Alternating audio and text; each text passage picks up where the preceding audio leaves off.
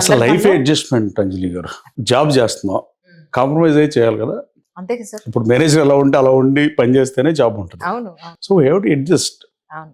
There is no point of you know మన ఇష్టం వచ్చినట్టు మనం ఉంటామంటే అది సింగిల్గా ఉంటే ఓకే, కానీ కరెక్ట్.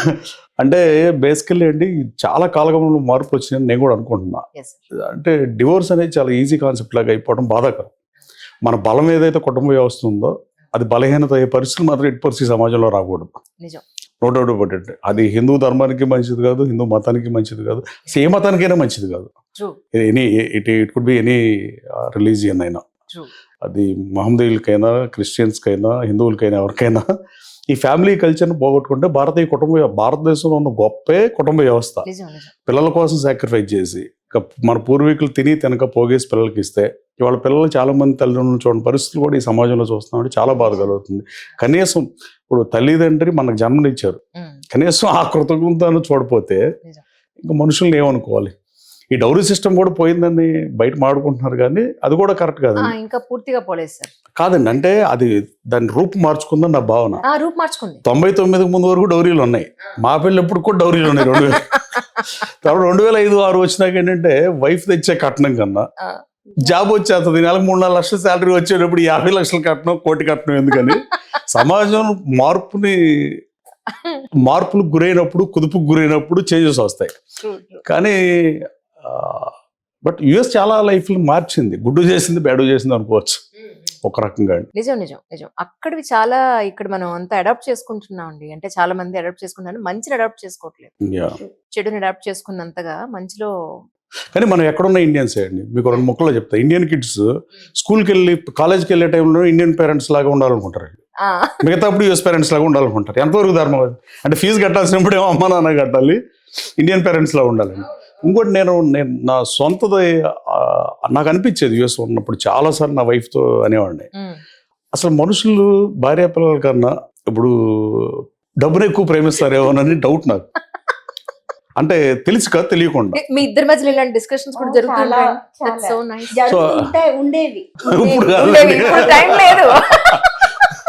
సో ఇప్పుడు డబ్బును ఎక్కువ ప్రేమించకపోతే వాడు ఇప్పుడు బ్యాక్ ఆఫ్ ద మైండ్ ఉండుంటుంది అది. ఇప్పుడు అంటే తెలిసి చేయడు ఎవడో, నేనైనా ఇంకోళ్ళైనా తెలిసి చేస్తారని నేను అనుకోను. కానీ మేము యూఎస్ యూఎస్ వెళ్ళాం. యూఎస్లో 100 మంది ఫ్యామిలీస్ ఉన్నాం.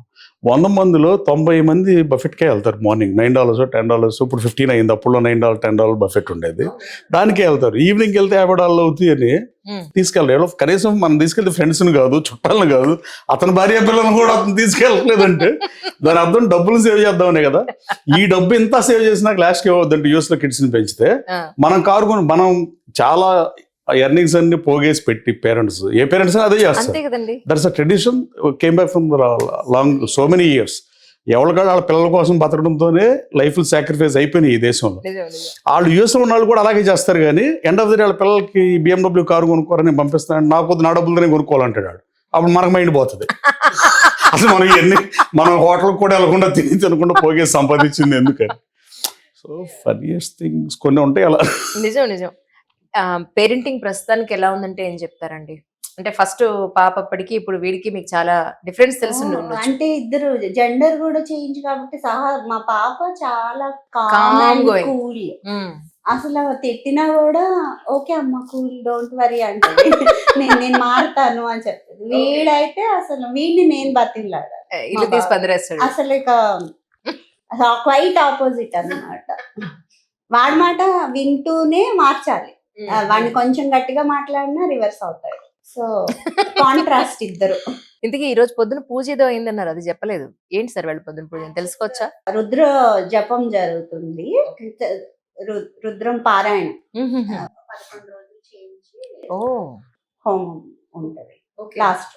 సార్ మీ జెంట్స్ జనరల్ గా ఫ్యామిలీని తీసుకెళ్లకుండా ఫ్రెండ్స్ అందరూ కలిసి దేశం దాటి ఫ్రెండ్స్ తో వెళ్తున్నాం అని చెప్పని వెళ్ళొస్తూ ఉంటారు. ఈయన అలా వెళ్తారండి? లేదండి, ఎప్పుడు లేదు. నిజంగా గుడ్ బై సార్. మీ జీవితంలో నిజంగా ఇంతకు ఒకసారి కూడా వెళ్ళలేదా? So nice. అంటే లోకల్లో ఎప్పుడైనా టెంపుల్స్ క్రికెట్ మ్యాచ్ లాంటి వెళ్ళేది తప్ప.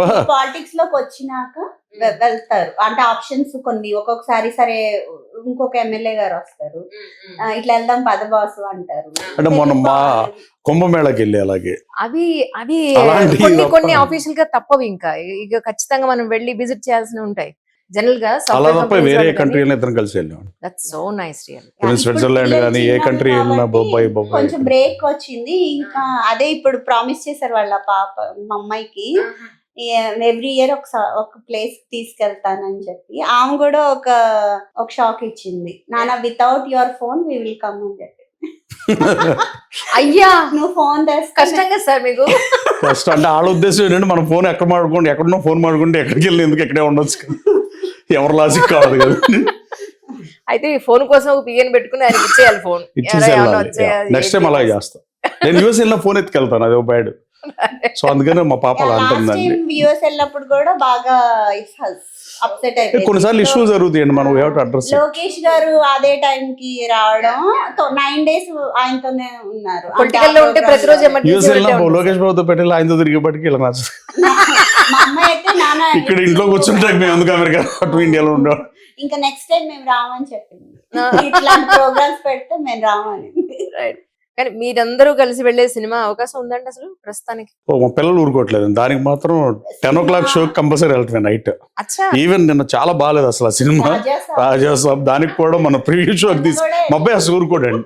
సో నెక్స్ట్ డే స్కూల్ డుమ్మా కొట్టించాను, సినిమా అయితే కంపల్సరీ తీసుకెళ్ళాలి. తిట్టుకున్నారా బయటకు వచ్చి వాళ్ళు పిల్లలు? నేనైతే వెళ్ళిపోతాను, యంగ్స్టర్స్ తిట్టుకున్నారు లిటరలీ. నేను అనుకున్నాను మా అబ్బాయి కోసం కూర్చోవలసి వచ్చింది. అంటే కొన్ని మన చేతిలో ఉండవండి. నేను గడ్డం ఎప్పుడు పెంచలా, ఇప్పుడు నా గడ్డం తినేవాళ్ళు రోజు గడ్డం పెంచమని గొడవ పెడతారు. ఏం చేస్తాను, చిన్నపిల్లలు ఇంకా అర్థం చేసుకునే ఏజ్ రాలేదు.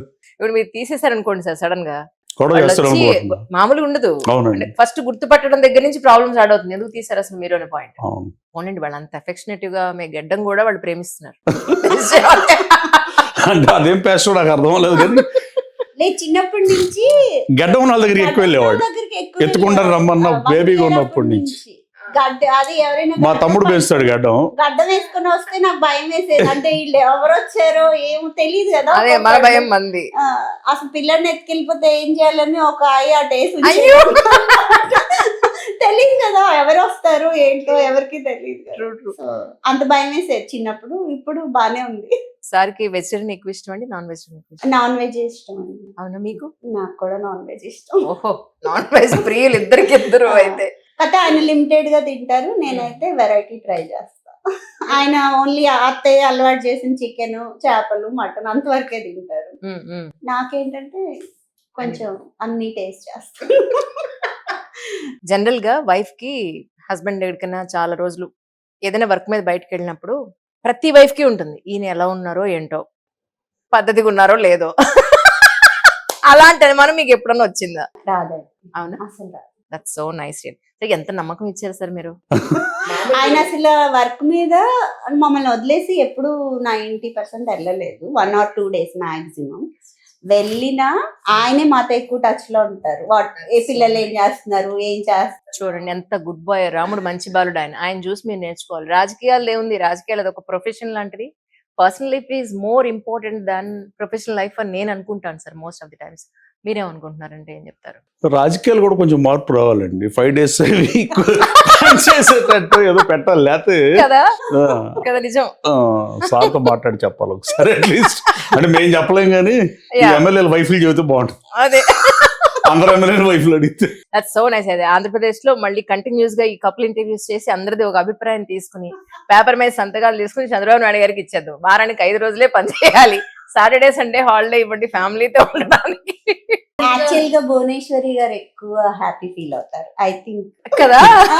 ఆవిడ ఇప్పుడు ఒక కాన్స్టిట్యున్సీకి మాకు ఇలా ఉంటే, ఆవిడ మొత్తం స్టేట్ అంత మందిని ఆయన అసలు ఆల్మోస్ట్ దొరకదు నాకు తెలిసి.